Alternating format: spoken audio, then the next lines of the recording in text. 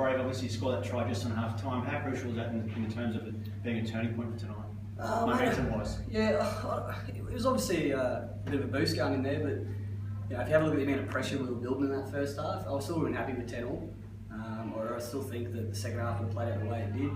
They were fatigued a lot towards the back of that half, and we spoke about that at half time. I guess just keep completing, keep putting in corners, keep building pressure. The areas will come. You scored 28 unanswered points in the second half and kept the trialist rate. That must have impressed you, mate. Yeah, mate, the bit I liked was the trialist bit. You know, I think we completed 85%. Which in these conditions is unheard of. So you know, again, we've been getting asked different questions over the last few weeks. Can this team score points? Yeah, but get the D in order first. You know, get the D in order, everything flows off that, and I thought the boys showed that tonight. Is this your best effort for the year so far? 100%, mate. Yeah, easily. Yeah. Best 80-minute effort. You know, definitely. I guess going in, you probably started better as well than you have all year. Was it? Did you feel that the guys were probably a little bit more confident coming off a win? I still go back to that Ipswich second half 3 weeks ago. I think it's been building since then. You know, again, you take away that, I guess, a hiccup, the Blackhawks game, and ever since then, I think the boys are getting a lot more positive. The belief's been coming.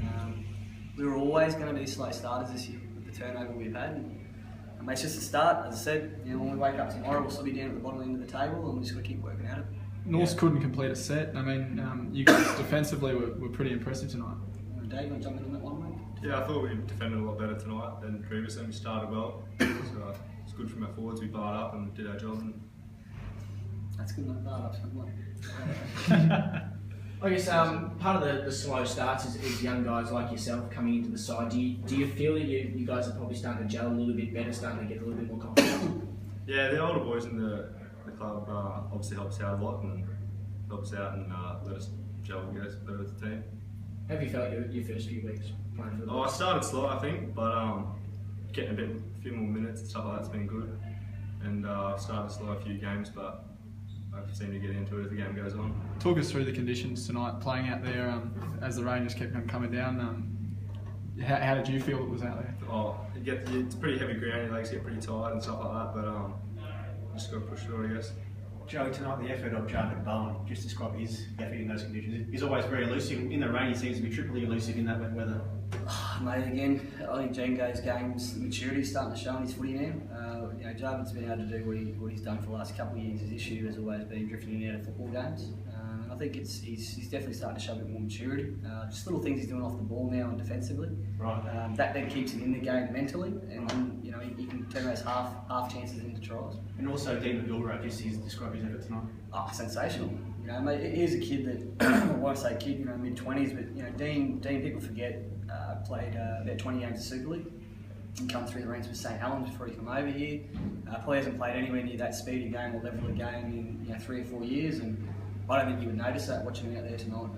You know, really come back in. You know, he's known for his defence. You know, he's a very solid defender, but I thought he did a couple of good things in attack tonight. A little basketball pass to Semi, but also, mate, I have to look back at the stats, but he would have easily had 12, 13 carries, hard carries as well in the weather. And guys like this, you know, they love it when they see outside backs carrying like that. Throughout the start of the season, those first sort of 4 games, after all the losses, we were saying all it really needed was one game to turn it around. Do you think the season's back on track? Yeah. Again, I still thought the season was back on track after the Ipswich loss. I think that was a big one for us. No one in this joint internally hit panic stations after the Blackhawks game. You know, the Blackhawks game maybe was what we needed. You know, it was a reminder that it's 2015, not 2014 anymore. And I think we've been building since then. We always spoke about that slow start. Did I think we were going to be 0-4? Probably not. But I always, to be honest, probably thought we'd be 1-3. Or you know, I knew we were going to start slow. It's what we're building after this, and we've got another 2 games at home now in a row, and we just got to make sure that counts. We can finish up the month again, hopefully back at 4-4, and then it's game back on again. Vile pretty proppy when he came back out after half time. He got back on the ground. I guess where's he sort of at body-wise? I still think he's 2 or 3 weeks off the footy we need. Unfortunately, a body like Vi, what he doesn't need is time off the field. You know, being a big guy like himself, and you know, he's had a pretty stop-start pre-season. He didn't do any running until January. Started to come good again. Got injured again. I think we've got 3 good little back row rotation going at the moment. They all complement each other. You know, Clarkie's a worker. He's doing 40 minutes, a great job on that edge, and I think the great thing about Murph and Vi is you've then got punch on that left side constantly. You know, one gets fatigued, we throw another one out there, and they both complement each other. Link hobbled off just a corky, or what was that sort of injury? Oh, I think it's just a winger when they can tackle, mate. It's been a while, so nah, mate.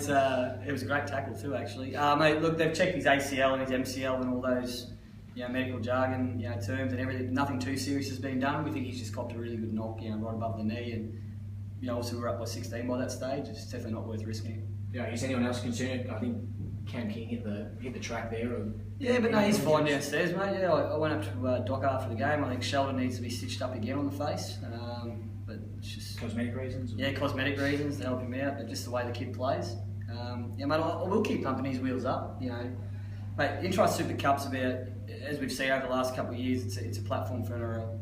It's all great to win games and that, but if we see boys going from our level up to the next, we're doing our job. And again, I look at some of these front rowers that are full time with NRL clubs that are coming back into our comp at the moment across the whole competition, and I can't see what's different to them to a Sheldon Power Hobbs. The kid's just in all our wins, last 2 wins, but also the losses prior to that. The kid only knows one direction and he keeps going all day. Really happy with how he's going at the moment. His head shows the way he plays. At 14-10, Joe, how important was it that you scored that first try in the second half just to kick off where you finished the first half there?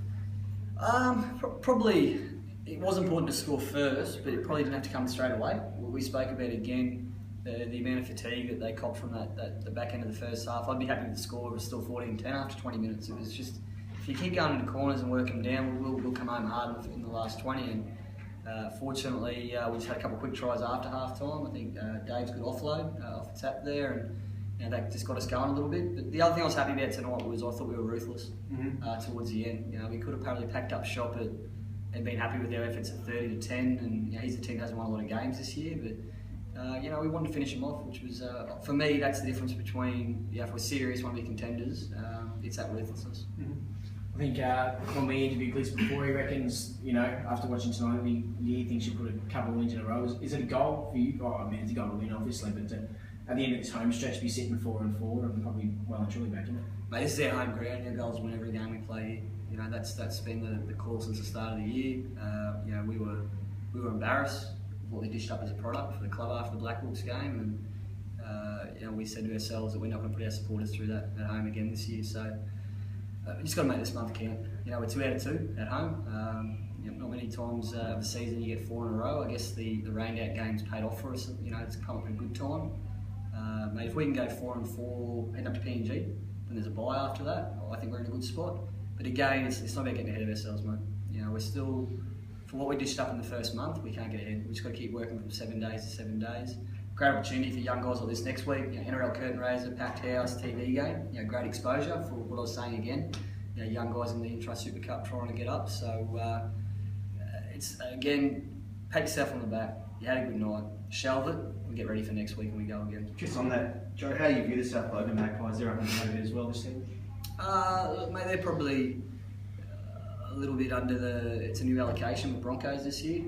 It started really well. I think they had a couple of wins early on, and they were getting quality football guys like Mitch Garbutt and that. They've also been called up to the Bronx. So one thing you always know at South Logan, mate, is that they've got some footy in them attack wise. I've been in this comp long enough that the way they play their footy, I think even last week they were down by 36-40 to the Black Hawks, but they still put 20 points back on them. So they've definitely got footy in them. There's no doubt about that. But it's simple, mate. You can play like that again tonight at 85% and be disciplined. You're going to win more games than you lose. So these boys control that. Right, so your first try tonight for the Friday day? Yeah, it's good. Get out of the knee, mate. Perfect. I think we're good. Anyone else? I'll just toss one in about the crowd again. Hey, just obviously, good question, Tim. So that was, we spoke about last week. I guess the crowd being our 18th man at the moment, getting us home, and for a small crowd tonight due to the weather, I thought we could still hear them. There's definitely still some atmosphere there, especially in that second half. And again, we need those guys right now. Just like last year, everyone got behind us in the finals. This side needs their supporters more than ever. And to the people that come out in the rain, thank you very much. And let's pack this place next week. It's back-to-back games on Channel 9. Let's show, I guess, the country, what Far North Queensland footy looks like in a great venue. Cheers, boys. Much appreciated.